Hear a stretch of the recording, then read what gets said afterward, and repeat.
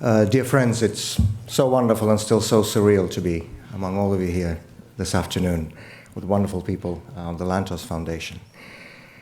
2 centuries ago, a group of Russian military officers, nobles, who had been through the Napoleonic Wars and who had seen life in Western Europe, attempted an insurrection to replace Tsarist autocracy with a constitutional system. That insurrection failed. All the main leaders were executed, and many others were stripped of all their rights and exiled to Siberia. It was December 1825, so they became known as the Decembrists. And to this day, they are remembered and celebrated by many in Russia for their devotion to a better future for our country. But there is a group of people who are remembered and celebrated more than the Decembrists themselves, and these are the Decembrist wives. They didn't have to follow their husbands into a life of hardship and suffering and toil. They could have stayed back in the comfort of their stately mansions in St. Petersburg. But they chose to forego their normal lives, to lose their social status, and to travel thousands of miles east to the forsaken cold of Siberia, to take upon their shoulders everything that their imprisoned husbands were no longer able to do. These past 2.5 years have not been easy for our family. They have not been easy for me. And there were times, I confess, when despair felt stronger than hope in that solitary confinement in Siberia. But never for a moment did I have to worry about the cause that had been my life's work, the cause of advocating for human rights, for the liberation of political prisoners, for a democratic future for Russia, because I knew that this work was in hands much more capable than my own. I don't know how she was able to do it. Travel the world to address international organizations, meet with government leaders and parliamentarians, speak with countless journalists, be the voice, not just for me, but for all the political prisoners in Russia who were deprived of their own voices. And how she did it with such grace, eloquence, and dignity, all while also taking care of our home and our 3 children. I know that I would not have been able to do it. But then again, there's a reason why the Decembrist wives are remembered and celebrated more than the Decembrists. And just as 2 centuries ago, everything in Russia still does depend on strong women. It is my privilege and my great pleasure to introduce to you my wife, my lifelong partner, and my best friend, Evgenia Kara-Murza.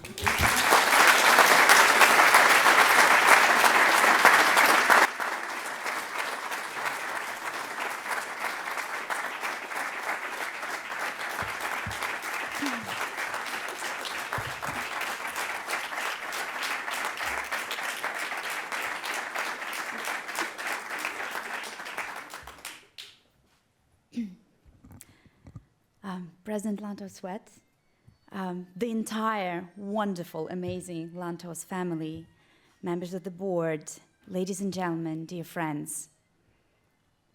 It is a great honor and a privilege to be here today, and I'm deeply humbled to be recognized by the Lantos Foundation, the organization that for years has been on the forefront of the struggle for human rights.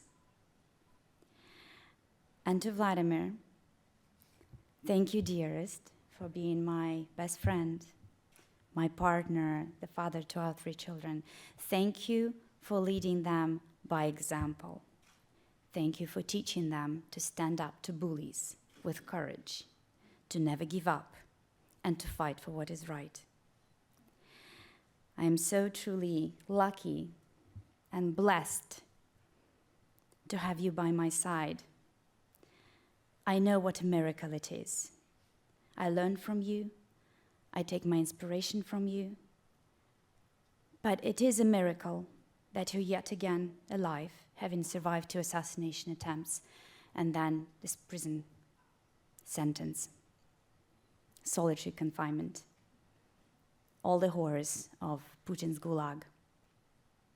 So I want to say to Sviatlana that miracles do happen, and we will continue pushing, and we will never rest. And Sergei will join you. And maybe next year, we'll be sitting here, all together, with him by your side. I truly believe it, because 16 lives were saved on the 1st of August. And I believe that we can replicate that again and again and again. And we will push until the last 2 dictators in Europe face trial for all their crimes.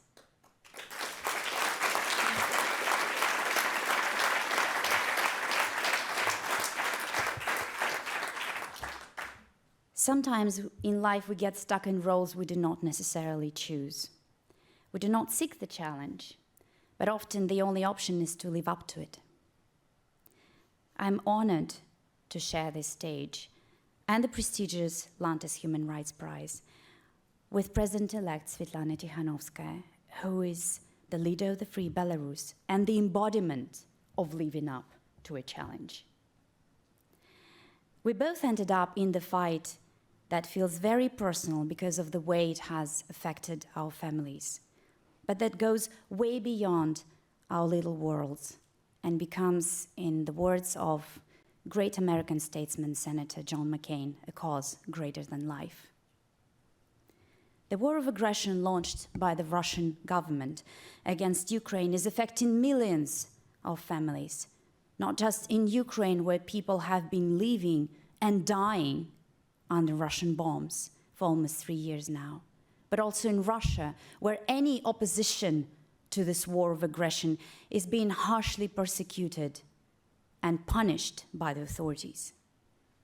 Deprived of the right to free and fair elections, freedom of speech, freedom of association, freedom of assembly, people have no more ways of peacefully and safely voicing their opinion about the regime and its crimes. And yet, despite it all, many continue to take a stand against the regime. I'm thinking about Russian lawyers who day after day walk a very thin line, defending our compatriots in politically motivated cases, searching for and representing Ukrainian POWs and civilian hostages. Many of them end up behind bars, like the lawyers of Alexei Navalny, Vadim Kobzev, and Alexei Liptser.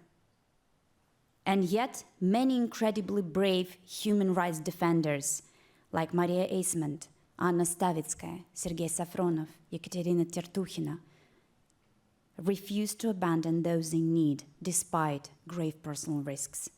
I'm thinking about journalists who continue telling the truth in the country ruled by propaganda. Again, many end up behind bars, like Antonina Favorskaya, Ivan Safronov, Olga Komleva. And yet, many brave colleagues of these imprisoned journalists continue the crucial work of creating and diffusing truthful informational content, despite the fact that in today's Russia, you can get years in prison for a single anti-war post, like it happened to Maria Ponomarenko, who has now spent over 2 years in horrendous conditions of Putin's gulag for denouncing war crimes committed by the Russian army in Ukraine.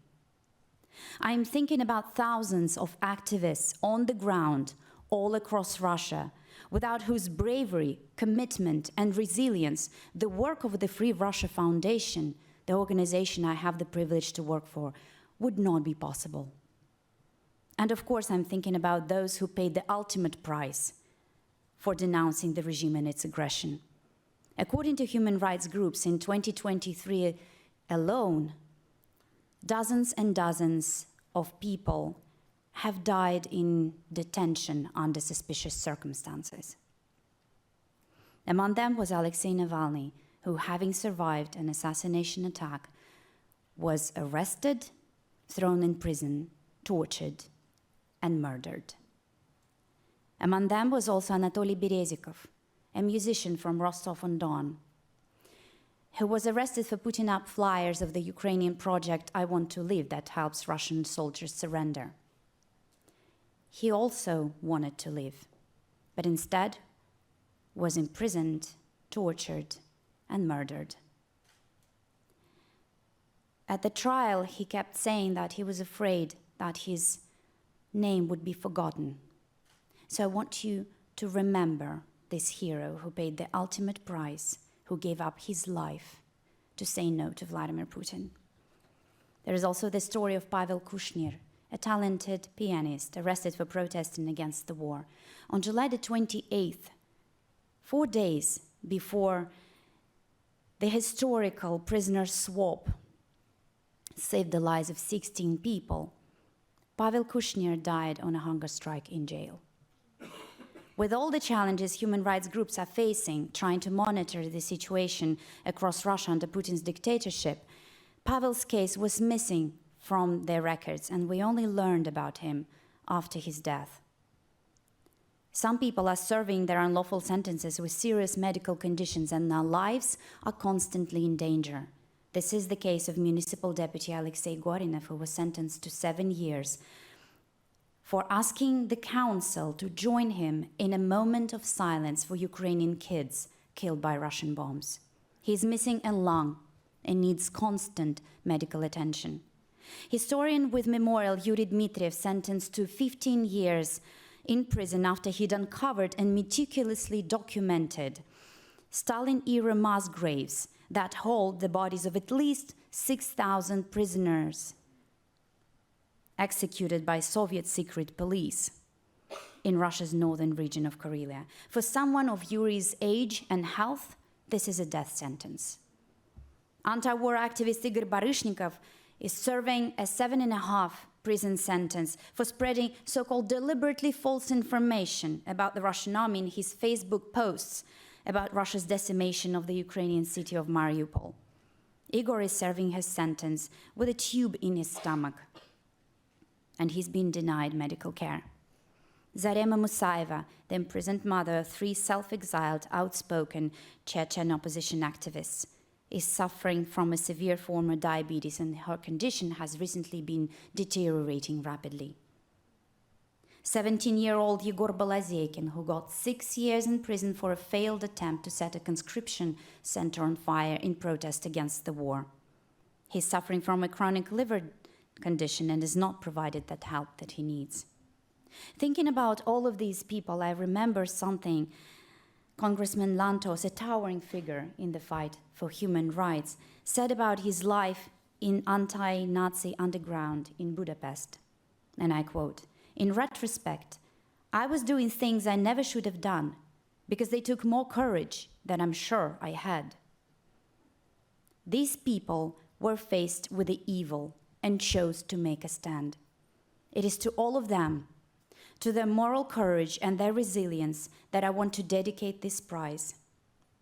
And I'm deeply grateful to the Lantos Foundation for giving me this opportunity to tell you about the people I'm proud to call my compatriots. Because as Elie Wiesel said in his Nobel Peace Prize acceptance speech, and I quote, "We must always take sides. Neutrality helps the oppressor, never the victim. Silence encourages the tormentor, never the tormented. Sometimes we must interfere. When human lives are endangered, when human dignity is in jeopardy, national borders and sensitivities become irrelevant. These people are the Russia I love and the Russia I will continue fighting for." And the monetary part of the prize will go to the 30th of October Foundation, a foundation established to help families of political prisoners, providing them the very much needed day-to-day financial support so that they can survive while their loved ones are taken away, and they often are without sources to live on. Thank you very much.